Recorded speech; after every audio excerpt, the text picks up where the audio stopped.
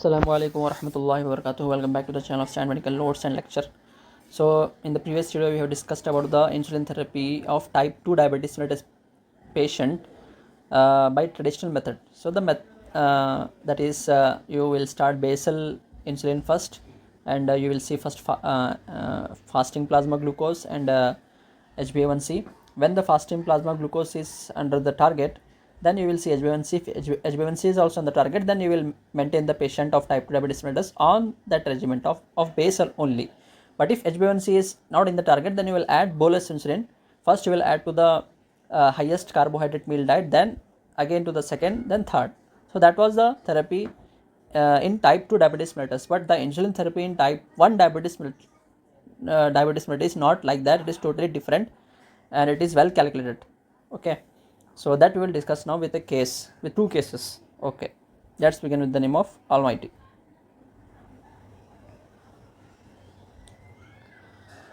So here is a case of a patient named Jake, who is 25-year-old male. His weight is 70 kgs. He is newly diagnosed with type 1 diabetes mellitus after presenting with polyuria, polydipsia and unintended weight loss. Lab results: A1C is 10.5%, FBS is 240 milligram per deciliter. He is positive for autoantibodies. At least 2 autoantibodies should be positive. So commonly are GAD antibodies and islet cell antibodies, ICA. These 2 antibodies should be positive. But every newly diagnosed case of type 1 diabetes mellitus should be checked for serum ketones or urinary ketones to rule out diabetic ketoacidosis. Here in this patient we don't have any diabetic ketoacidosis. So this is the lab results. So because he is a case of he is type 1 diabetes mellitus patient with type 1 diabetes, so his pancreas is no longer producing endogenous insulin, so that's why he requires complete absolute insulin therapy. Now how we will give him the insulin pharmacotherapy? First one, phase 1. In an uncomplicated non-diabetic ketoacidosis adult, we typically start total insulin at 0.4 to 0.5 units per kg per day. So now in this case we will use 0.5 unit per kg for Jake. So his weight is 70 kgs into 0.5 is 35 units per day. Now I said, remember, in type 1 diabetes mellitus we don't follow traditional method, we follow the advanced method. Okay, advanced method. Okay, because they are the sliding scale method is no longer recommended by the ADA, meaning American Diabetes Classification. But if one cannot use this advanced method, then the choice is the sliding method only, the previous method. Okay. So first what you will do, you will calculate the total daily dose of insulin by multiplying 0.5 to 70 kg. So it is here 35 units per day. Now 50% of the total daily dose is given as basal and 50% is given as bolus, meaning before the meals. So 18 units, it is 17.5. If you round up it, so it will be 18 units of glargine is given once daily at night, and 18 units is divided across the meals. Say 6 units in the morning, 6 units in the lunch, and 6 units in the dinner. Okay, ultra short acting rapid insulin alongside use like Lispro. Okay, so you will calculate first total daily dose, that is one thing.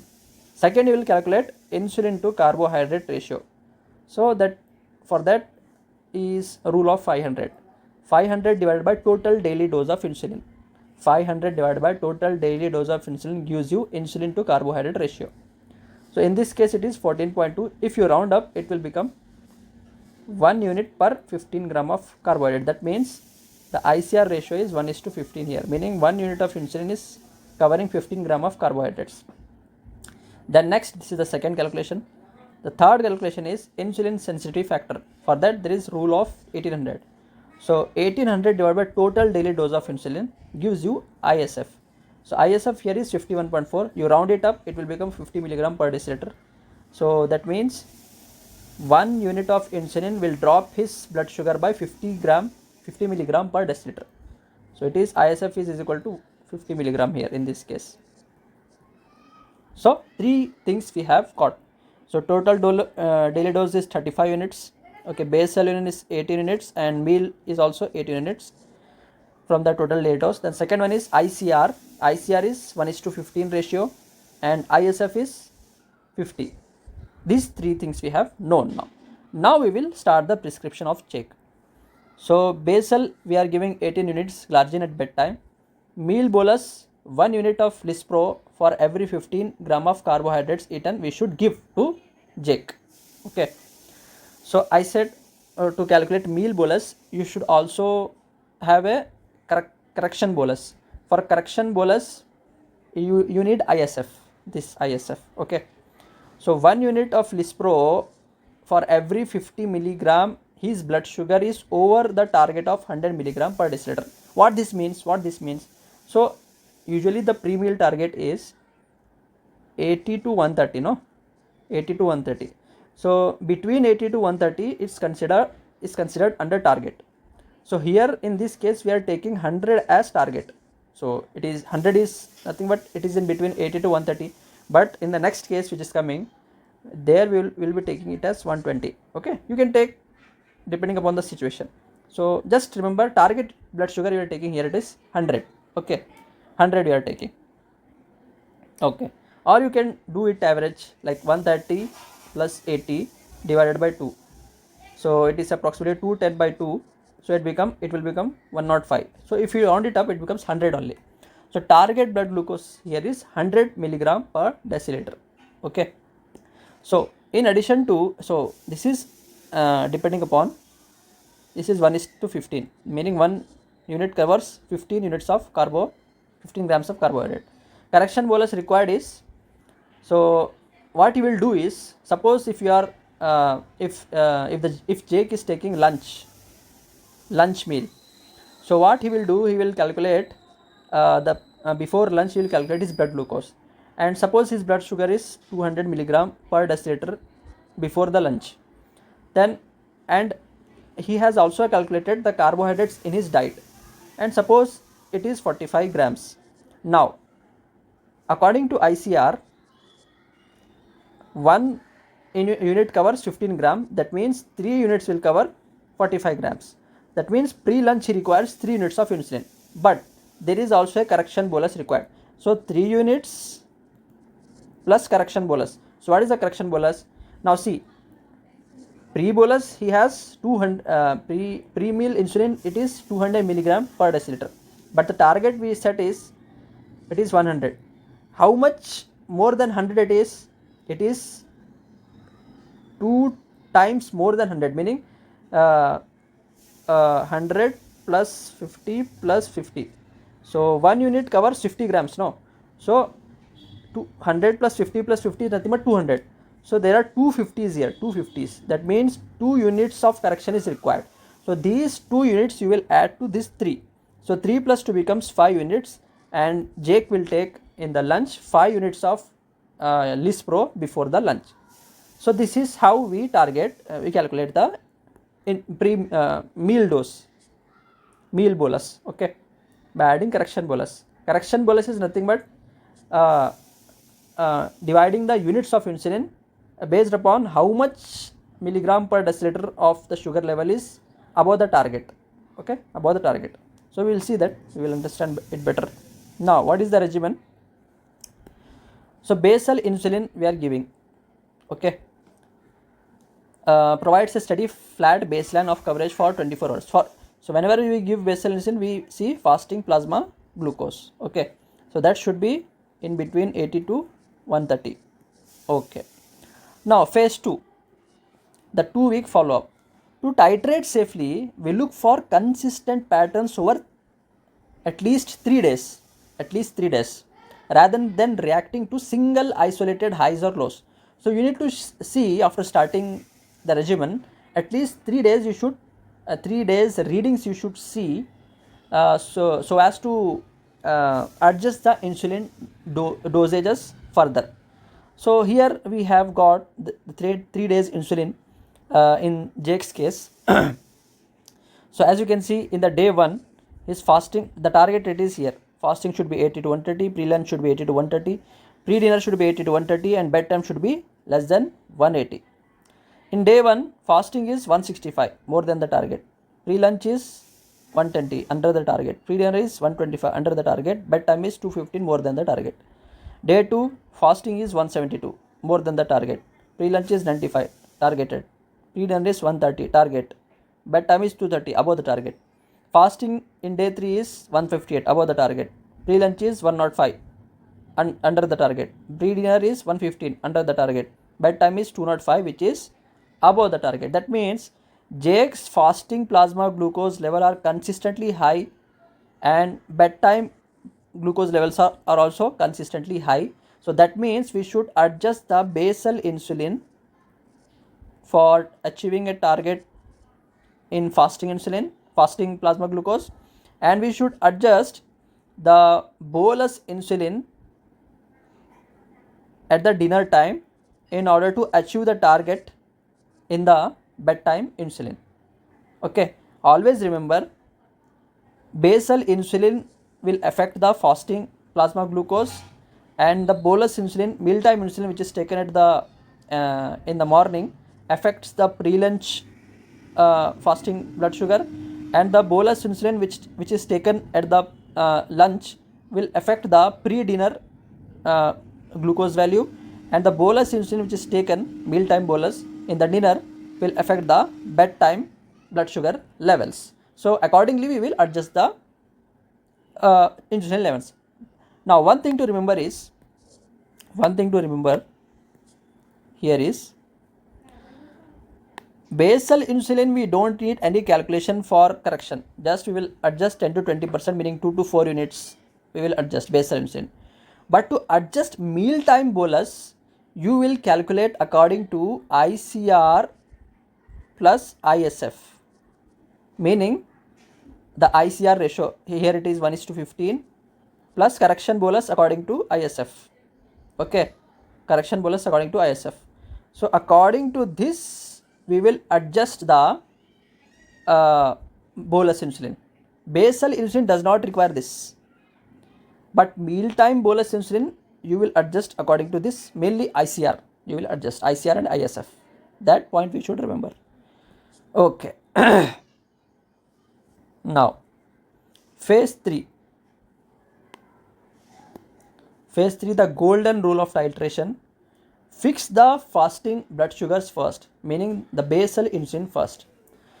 After fixing the basal insulin, then address the meal related spikes, meaning the bolus insulin. So this is the rule in type 2 diabetes mellitus as well. Now first adjustment of the fasting glucose. So observation, fasting levels are consistently high as we have seen here. Okay, between 158 to 172, well above the 130 milligram per target. So now what we should do is, new dose, we will increase the basal insulin, that is glargine, from 18 to 20 units, and again we will observe for 3 days.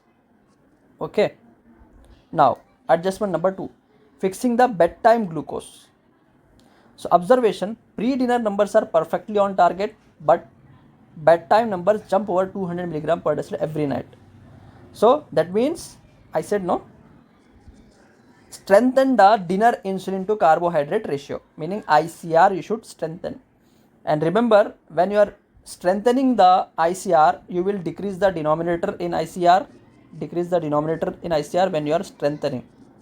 And when you are weakening the dose of insulin, you will increase the denominator of ICR. Okay, that is the thing. Now what we will do, we will have a new dose. We will change the dinner ICR from 1:15 to 1:12. Remember the numbers like 9, 10, 12, 15, 17, 20, like that. Okay, because these are helpful. So these are the denominators of this ICR. So we are decreasing the denominator of ICR from 1:15 to 1:12. What that means? Previously you were thinking that 1 unit of insulin was covering 15 grams of carbohydrate. Now we are thinking that 1 unit of insulin is covering 12 grams of carbohydrate. So accordingly the dose of insulin will increase. the dose of insulin increase. But one question will come into the mind, that why we should calculate according to this ratio. We will directly increase the dose by 1 to 2 units, by 2 units, like we do in type 2 diabetes mellitus.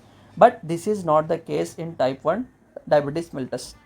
We should and must adjust the dose of insulin according to the ratio. What this ratio is telling you? This ratio is telling you about how the patient's body is reacting to and the grams of carbohydrates are reacting to 1 unit of insulin. If you just increase the dosage and the patient is having different grams of carbohydrate at different meals, suppose he is taking at sometimes 60 grams and sometimes he is taking 20 grams, so and you are giving same dose of 2 unit insulin, okay, then patient will end up with having strict hypoglycemic episode or hyperglycemic episode. That's why always we should use this 1:15 ICR ratio to correct the dose of, to decide the dose of insulin in patients with type 1 diabetes mellitus, because patient will have different grams of meals, okay. That's the thing. Now when we change from 1:15 to 1:12, at 1:15 ratio 60 gram of carbohydrate is covered by 4 units of insulin, but at 1:12 ratio 60 gram of carbohydrates will be covered by 5 units of insulin. 5 ones are 5 12s are, okay. So that means we should increase the dinner time of dinner time bolus insulin to 5 units in Jake's case, okay. So after fixing the fasting glucose, we will fix the bedtime glucose, and we will monitor for again 3 days, calculating the fasting plasma glucose and pre-lunch, pre-dinner and bedtime glucose. These 4 times we will calculate for 3 consecutive days, and we will adjust accordingly the basal insulin and the bolus insulin, but bolus insulin according to the ICR and correction dose. ICR and correction dose.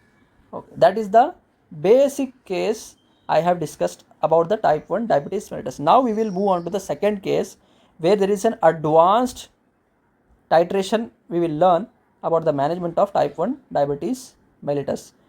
So this is a manual calculation which should be done if the patient is taking insulin by pen or by syringes, and he is having readings by manual glucometers. But if he is having continuous glucose monitoring setup and automatic insulin delivery devices like insulin pump, then he can set his readings in the insulin pump itself, and the pump itself will deliver the doses accordingly. No need to calculate all these things.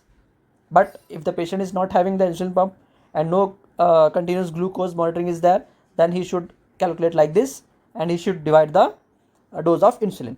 Now coming to the second case. So practical management of type 1 diabetes with insulin. So here is a patient named Sarah. She is 24 years old. Her weight is 60 kgs. She is newly diagnosed with type 1 diabetes mellitus and has completed hospital stabilization. That means the patient was in diabetes ketoacidosis and now she is stabilized, and she is being transitioned to home basal bolus insulin regimen. The goal of therapy already you know. Targets we should know. Fasting and pre-meal should be 80 to 130. Post-meal should be less than 180. Here you get the point. Either you target pre-meal or post-meal. You see either pre-meal or post-meal. So fasting and pre-meal should be 80 to 130. Post-meal should be less than 180. A1C target is less than 7%. And hypoglycemia avoidance should be there. That means we should not allow the blood glucose to fall below 70 milligram per deciliter. 70 milligram per deciliter. Now see here, we are targeting the blood glucose here 120, not 100. So you can take any value between 80 to 130. You can take either 90 also, but it will be closer to 80. You can take 100 also, you can take 110 also, you can take 120 also. So numbers, you take that number which is easy to do mathematics. Okay, you take that number. 120 is a number which is easy to do mathematics. Okay, that's all. So 120 we are considering target here in this Sarah case. Okay, now initiating the baseline. So same thing, first calculate the total daily dose of insulin. 0.5 into 60 is 30 units per day. Okay, divide into basal 15 units and bolus 15 units. Okay, basal given by glargine at bedtime. Okay, and rapid acting lispro given divided into meals, like 5 units in morning, 5 units in lunch, and 5 units before dinner. 5 units before dinner. But always bolus insulin should be calculated according to ICR with correction dose. Correction dose is by insulin sensitivity factor. Okay, now the first we have calculated the basal total daily dose. According from that we have derived the basal insulin dose. Second, we should calculate ICR. So ICR 500 divided by total daily dose is 16.6. So round it will become 1:15. Now third, we should calculate insulin sensitivity factor, ISF. So 1800 divided by 30 is 60. So 1 unit, that means 1 unit of insulin drops blood glucose by 60 milligram per deciliter. Now, because we have set the target blood glucose to 120 milligram per deciliter. Now, for example, if the patient has a blood glucose before lunch of this patient, if she has 200 milligram per deciliter, that means 200 minus 120, so that is 80. 80 divided by 60 is approximately 1 only, so the correction dose will be 1. Now for example, leave 200. If her glucose before lunch is 240 and her ISF is 60, so but target glucose is 120, so 240 minus 120 is actually again 120. 120 divided by 60 is 2. That means 2 units of correction doses are required here. 2 units of correction doses are required. Here it is 1.5. So 1.5 you round it to 1 only. Okay, round it to 1. So 2 units correction dose should be given to Sarah at lunch. I am giving example, I am explaining ISF. So ISF, so simple rule to follow, simple. So after calculating all these 3 ratios, meal bolus formula is actually, it is equal to grams of carbohydrate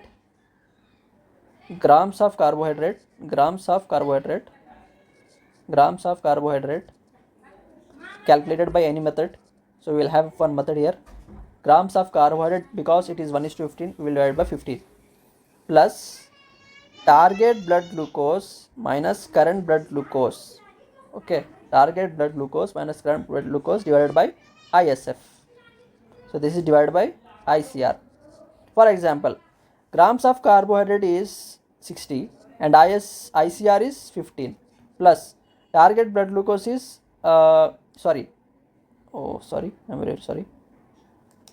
it is current blood glucose by target blood glucose. This is current blood glucose by target glucose. Current blood glucose is 240, target blood glucose is 120, by ISF is 60. So if you do, so this will be 15 4s are 60, 4 plus, so there will be 60, 120 by 60, 60 2s are. So 4 plus 2 is equal to 6 units. That means Sarah should receive 6 units of insulin before lunch. So this is the easy formula. One more time, formula to calculate before breakfast. So grams of carbohydrate consumed divided by ICR plus current blood glucose minus target blood glucose divided by ISF. So this will give you bolus dose of insulin. So this is the formula actually. Okay. Now we will move in this case. Now one simple and practical method to count grams of carbohydrate roughly is something called as carb choice method. So here one choice is equivalent to 15 grams of carbohydrate, and because the ratio ICR is 1:15, so 15 gram is equivalent to 1 unit of insulin in Sarah case. But just to remember here, just to remember, one choice is equal to 15 grams of carbohydrate. Okay, now we will see that. So one choice in starch, in case of starch, one choice is equal to one slice of bread, or 1/3 cup cooked rice, or half cup of pasta, or one small fist sized potato. So 4 things remember: one slice of bread, 1/3 cup cooked rice, half cup of pasta, one small fist potato. In case of starch, one carb choice. One choice meaning 15 grams of carbohydrates. Now in cases of fruit, one choice is equivalent to one small apple, half large banana, or one small banana you can take, one small banana, and 1 cup of berries. So apple, banana and berries. So that is one choice. Now in case of dairy, so 1 cup of milk is one choice, or 1 cup of plain yogurt is also one choice. Now free foods like meat is completely protein, cheese, egg is also protein, leafy green vegetables, so these are vegetables, oils, nuts, avocado, all these don't have carbohydrates, that's why they do not require insulin. Okay, remember, starch, fruit and dairy, and accordingly the carbohydrate choices. Okay, so remembering this will help us, or nowadays mobile phones, smartphones are there, then you can see and calculate in your mind and you take. For example, now one example here given: one turkey sandwich which has 2 slices of bread. That 2 slices of bread is equal to 2 choices, meaning 30 grams, and small apple is equal to 1 choice, that means 3 choices. 3 choices is nothing but 45 gram of carbohydrates. 45 gram of carbohydrates is equivalent to 3 units of insulin according to Sarah's ICR, that is 1:15. Okay, that is an example how to calculate your, but we are not taking here one thing. What is that thing in this middle thing of sandwich? Because these are all vegetables, they will not have carbohydrate. Okay, that's why we are not taking. Okay, now calculation. For example, Sarah wants to take lunchtime bolus insulin. Sarah is about to eat a meal containing 60 gram of carbohydrates, and her current blood sugar level is 180 milligram per deciliter. Now, how many carb choices are there? We will see. So 60 grams she is taking. So 1:15 is the ratio, no? So 60 gram divided by 15 will give you the carb coverage. So that is 4 units of insulin plus correction dose. Correction dose is current blood glucose minus target blood glucose divided by 60. So 180 minus 120 is 60. 60 by 60 is nothing but 180. So 4 plus 1 is nothing but 5 units. That means 5 units of rapid acting insulin, like example Lispro, should be taken before the meal by Sarah, and that should be before 10 to 15 minutes before eating. One point to remember here is, if one patient is taking regular insulin instead of this ultra short acting insulin, then don't take ISF number as 1800, instead you should take 1500. This is already we have learnt in the previous videos. Okay, now moving downwards. Now ongoing titration. So if patient is having continuous glucose monitoring, then accordingly we will have the readings, or patient should have prick the fingers repeatedly and have her recordings. Look for 3-day patterns before making 10 to 20% adjustments. So always fix in some order. What is that order? The order is, first fix the lows. Lows is nothing but less than 70 or equal to 70. So always fix the lows, then fix the fasting sugar, then fix the post meal spikes, meaning postprandial sugar, that is less than 180, or you can take it as pre-meal bolus lows. Okay, so first fix the lows, hypoglycemic glycemic episodes, then fix the fasting sugars, then fix the post meal spikes. Fasting sugar lows first, fasting sugars, then post meal spikes. That according to that we should fix. So this is the rule. Okay, now moving forward. So first, unexplained lows pattern: blood glucose is less than 70 milligram per deciliter, especially before the meals, may it be morning or lunch or evening, or especially before meals or overnight. Consistently the blood glucose is dropping to 65 milligram per deciliter before dinner. Example, this is example. Consistently the blood glucose is dropping to less than 70 before dinner. So what we should do? We should reduce the daytime insulin or weaken the ICR if you weaken the ICR, the dose of the insulin will be reduced from 1:15 to 1:18. 1:15 to 1:18. Okay. So that's how we will correct the bedtime hypoglycemia. So this 1:15 to 1:18 correction is done only at the dinner time, because dinner time correction will have effect on bedtime blood sugar. So that is one thing. Okay. Now after correcting the lows, we will concentrate upon the highs. So fasting blood glucose level is more than 130 mg per deciliter on 3 or more days. For example, patient wakes up around 160 mg per deciliter for 3 days continuously. That means his fasting glucose is high. So no correction is required. You should increase the basal insulin by 1 to 2 units. Again reassess in 3 to 4 days. Then comes the post-meal highs. 2 hour post-meal blood sugar level is consistently high, that is more than 180 on 3 or more days. For example, spikes to 220 mg per deciliter 2 hours after lunch.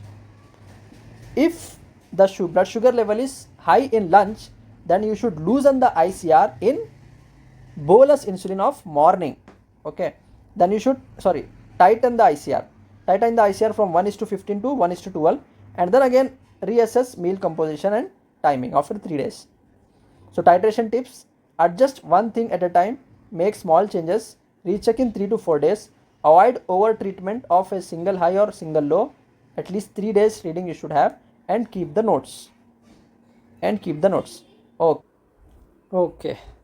So now the Sara's current plan is basal insulin glargine 15 units at bedtime, bolus insulin Lispro before meals is ICR. See, we are not talking about any constant 5 unit or 6 unit dose here, bolus insulin. So we are talking about ICR and ICF and target blood glucose. So from the ICR, ICF, ISF and target blood glucose, we will calculate the bolus insulin. So that is the difference, major difference from traditional method of calculating the insulin dose. Okay. So bolus insulin is ICR is 1 unit per 15 gram carbs, and ISF is 1 unit drops blood glucose by 60, and target is 120. Before each meal, what she should do? She should count the carbohydrate choices, check the blood sugar, calculate the dose, and inject the dose 10 to 15 minutes before eating. So insulin dose is equal to grams of carbohydrate divided by 15 plus current blood glucose minus target blood glucose divided by 60 in case of Sara. Monitoring: check blood glucose or continuous glucose monitoring before meals and at bedtime. Bring logs for review, and check HbA1c every 3 months. So that is about the initial Sara's regimen. Now ongoing titration of insulin in Sara. So by this we will finish this video. Okay, let us see. So starting point was weight was 60, total daily dose was 30, basal was 15 units, ICR was 1:15, ISF was 60, and target blood glucose was 120. So golden order of titration is: first fix the hypoglycemics, first fix the lows, then fasting or overnight blood glucose, meaning basal second, then third is post meal spikes or pre-meal blood glucose. Okay, that is about ICR you should fix.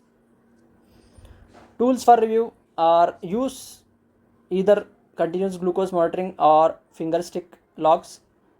See 3 days at least the blood sugar level.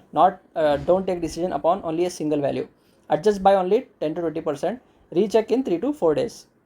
Success targets are: fasting should be 80 to 130, pre-meal 80 to 130, post-meal less than 180 mg per deciliter, bedtime less than 180, A1C should be less than 7%.